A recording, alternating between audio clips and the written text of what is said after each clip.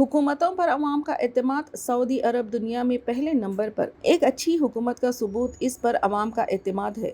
मुमलिकत Saudi अरब इस कसौटी पर एक बार फिर खरा उतरा। दुनिया भर में हुकूमतों पर शहरियों के एतमाद के हवाले से सऊदी अरब दुनिया में सरफहरिस्त है। मुमलिकत की हुकूमत को यहाँ अवाम की तरफ से भरपूर एतमाद हासिल है।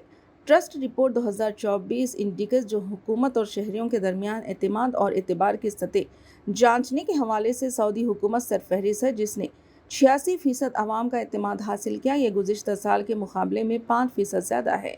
पिछले साल सऊदी अरब की हुकूमत को 85% अवाम की हिमायत हासिल थी। अवामी एतमाद के लिहाज से सऊदी अरब के बाद चीन दूसरे नंबर पर है। 85% अवाम का एतमाद हासिल है।